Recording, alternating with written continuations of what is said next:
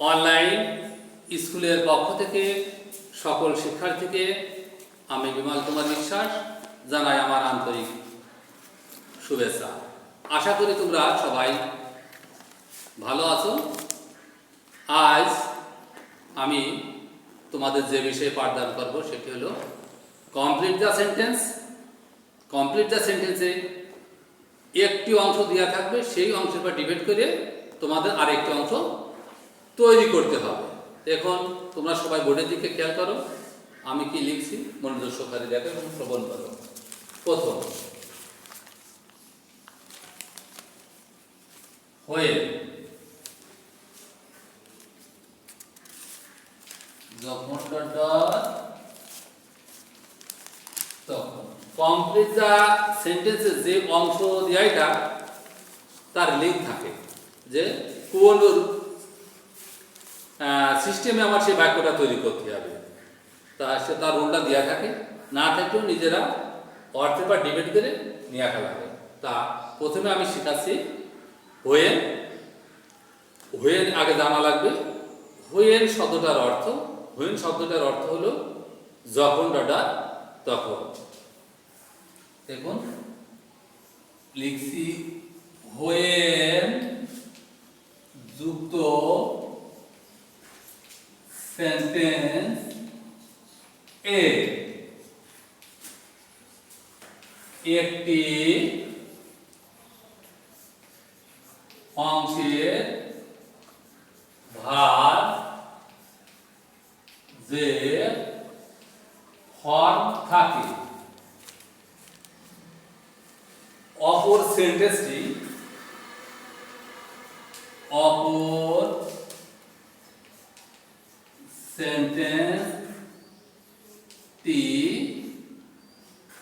ভার একই ফর্ম হবে। তাহলে প্রিয় শিক্ষার্থী বন্ধুরা, আমি কি লিখলাম? হোয়েন যুক্ত সেন্টেন্স এ একটি অংশের ভার যে ফর্ম থাকে, অপর সেন্টেন্সটির ভার একই ফর্ম হবে। এখন আমরা একটা উদাহরণ দিয়ে তোমাদের বোঝানোর জন্য চেষ্টা করি।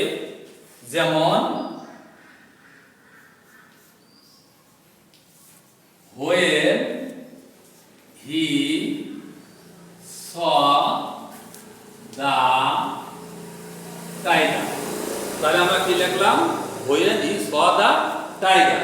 এখানে এক ফার্স্ট when যুক্ত বাক্যের আমার লক্ষ্য রাখতে হবে, when যুক্ত বাক্যের ভার্বটা প্রেজেন্ট ফর্ম না পাস্ট ফর্ম না পাস্ট পার্টিসিপেট ফর্ম।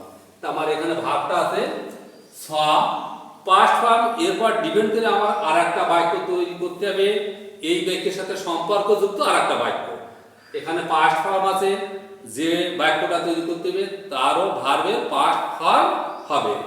তাহলে when he saw the tiger he ran away।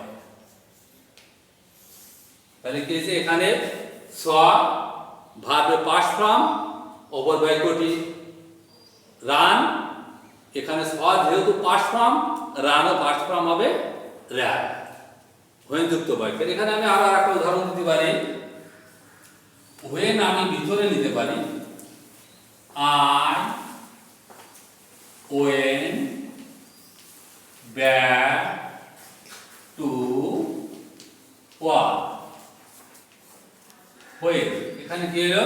এখানে when ভার্বটা আমার পাস্ট ফর্ম, এর সাথে সম্পর্কযুক্ত আমি যে বাক্যটি তৈরি করব সে বাক্যটির ভার্ব পাস্ট ফর্ম হবে। when I closed the door। তাহলে আমরা কি শিখলাম? when যুক্ত বাক্যের কিভাবে আর একটি অংশ তৈরি করতে হয় একটা বাক্যে। এরপর আমরা শিখব আর একটি সূত্র। সেই সূত্র সাহায্যে একটি অংশ দেওয়া থাকবে, আর একটি অংশ কিভাবে তৈরি করতে হয় তার সিস্টেম হলো since as because এর অর্থ কারণ অথবা যেহেতু ডট ডট সেহেতু। তাহলে এখন এর সূত্রটা কি? সিন্স অ্যাজ বিকজ একই কথা আমি যে কোনো একটা দিয়ে সূত্রটা লিখবো। প্রদত্ত সেন্টেন্স দুটির মধ্যে যেটি দ্বারা কারণ বোঝায় তার আগে সিন্স বসে প্লাস কারণ বাক্য বসে প্লাস কমা বসে প্লাস অপর বাক্য বা কার্য বাক্য বসে। তবে এখানে একটা সিস্টেম আছে, প্রদত্ত সেন্টেন্স দুটির মধ্যে একটি কারণ বাক্য অপরটি কার্য বাক্য থাকলে যেটি দ্বারা কারণ বোঝায় তার আগে সিন্স অ্যাজ বিকজ এর যে কোনো একটি বসবে, কিন্তু দুটো বাক্য থাকবে, দুটো বাক্যেরই এক সেম ভার্ব থাকা লাগবে, প্রেজেন্ট থাকলে প্রেজেন্ট, পাস্ট থাকলে পাস্ট। যেমন সিন্স he was small, কমা, তবে সিন্স অ্যাজ বিকজ এর পূর্বে আমি শিখেছি হয়ে, এই শব্দগুলো যেটা যদি প্রথমে আমরা ব্যবহার করি, প্রথম বাক্যের আগে যদি ব্যবহার করি, তাহলে মাঝখানে মাসবি আমাদের কমা ব্যবহার করতে হবে। তাহলে আমরা লিখলাম সিন্স হি ওয়াজ স্মল, এর সাথে সম্পর্কযুক্ত আমার আর একটা বাক্য তৈরি করতে হবে। তবে যে বাক্যটা আমি তৈরি করব অবশ্যই তার পাস্ট ফর্ম ভালো লাগবে। Since he was small he could not touch the root. তাহলে কি হলো? Since he was small comma he could not touch the root. তাহলে আমি বলেছি পূর্বে সিন্স অ্যাজ হোয়েন বিকজ ভিতরে দিলে কমা দেওয়া যাবে না, সে ধরনের একটা বাক্য আমরা লিখি। I was tired, এখানে আমি অ্যাজ ব্যবহার করি, সিন্স অ্যাজ সেম কথা, এখানে আমার এখানে I was tired ভার্বের পাস্ট ফর্ম, আমি যে বাক্যটা তৈরি করব তারও পাস্ট ফর্ম হবে। I did not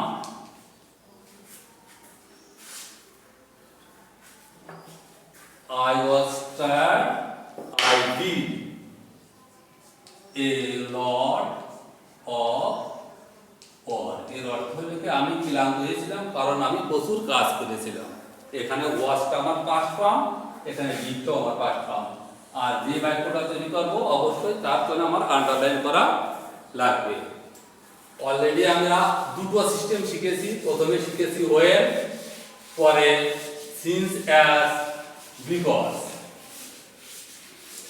এখন আমরা শিখব 3 নম্বর সূত্র দোয়াল্য।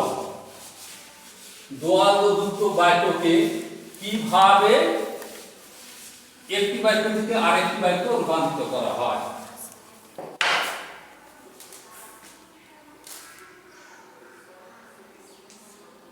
দো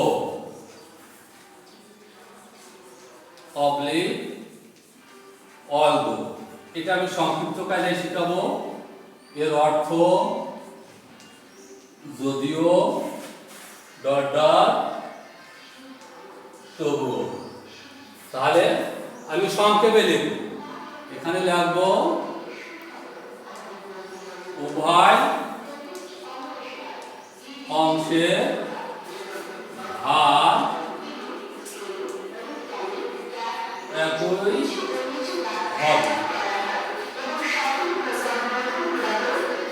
যেমন